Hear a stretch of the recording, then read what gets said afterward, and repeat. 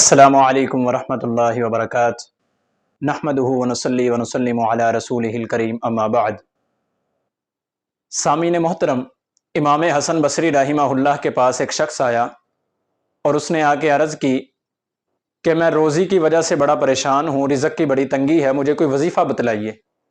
تو انہوں نے عرض کی کہ استغفار کرو۔ وہ آدمی چلا گیا۔ کچھ دیر بعد ایک اور آدمی آیا اور اس نے آ کے عرض کی کہ امام صاحب، میرے پاس اولاد نہیں ہو رہی، کوئی وظیفہ بتلا دیجئے۔ فرمایا استغفار کرو۔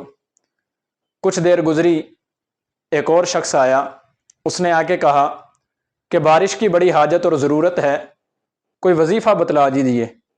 فرمایا جاؤ اور جا کے استغفار کرو۔ جب یہ تینوں لوگ چلے گئے تو پاس بیٹھے ہوئے شاگردوں میں سے کسی نے سوال کیا کہ شیخ صاحب، آپ کے پاس تین لوگ الگ الگ ضرورتوں کو لے کر آئے، لیکن آپ نے تینوں کو ایک ہی وظیفہ بتلایا، اس کی کیا وجہ ہے؟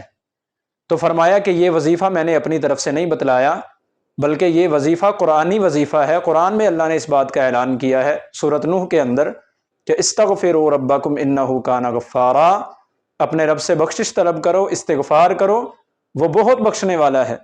اور اس کا فائدہ کیا ہوگا؟ یرسل السماء علیکم مدرارا، اللہ تمہارے اوپر رحمت کی بارش نازل فرمائے گا۔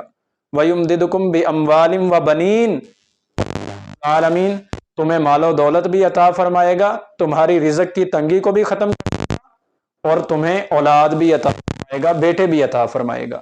تو یہ قرآنی وظیفہ ہے۔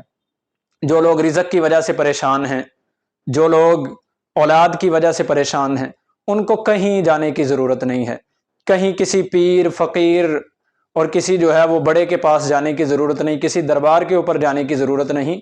اللہ رب العالمین نے اس کا حل قرآن کے اندر بتلایا ہے۔ یہ آزمائش ہے، اس آزمائش سے نکلنے کے لیے صرف اور صرف جو ہے وہ استغفار ضروری ہے۔ جتنا کوئی استغفار کرے گا وہ اپنے گناہوں کو بھی معاف کروائے گا، اور وہ اپنے رزق کی تنگی کو بھی ختم کروا لے گا، اور وہ اللہ رب العالمین سے انشاءاللہ العزیز اولاد جیسی نعمت بھی پا لے گا۔ تو وہ لوگ جو کہتے ہیں کہ ہمیں کئی سال گزر گئے، سارے ڈاکٹر طبیب اور حکیموں کو چیک کروایا، لیکن جو ہے وہ اولاد نہیں ہوتی، تو یاد رکھیں یہ اختیار اللہ کے پاس ہے۔ اللہ رب العالمین نے اس اختیار کو اپنے پاس رکھا ہوا ہے، یہ کسی کے پاس اختیار نہیں ہے، یہی قرآن کا فیصلہ ہے۔ یَهَبُ لِمَن يَشَاءُ إِنَاثًا وَيَهَبُ لِمَن يَشَاءُ الذُّكُورَ، اللہ جس کو چاہے بیٹیاں دے، جس کو چاہے بیٹے دے، او يُزَوِّجُهُمْ ذُكْرَانًا وَإِنَاثًا، جس کو چاہے بیٹے بیٹیاں دونوں دے دے، وَيَجْعَلُ مَن يَشَاءُ عَقِيمًا، اور جس کو چاہے اللہ رب العالمین کچھ بھی عطا نہ فرمائے، وہ علم والا ہے، وہ قدرت رکھنے والا ہے۔ اس لیے پریشان ہونے کی ضرورت نہیں۔ خاص طور پر وہ لوگ جو بے اولاد ہیں، ان کے لیے یہ ایک انتہائی مجرب عمل ہے۔ یاد رکھیں اس سے بڑا کوئی عمل نہیں کہ جس کی گارنٹی اللہ رب العالمین نے قرآن کے اندر دی ہو کہ تم استغفار کرو تمہیں اولاد ضرور ہوگی۔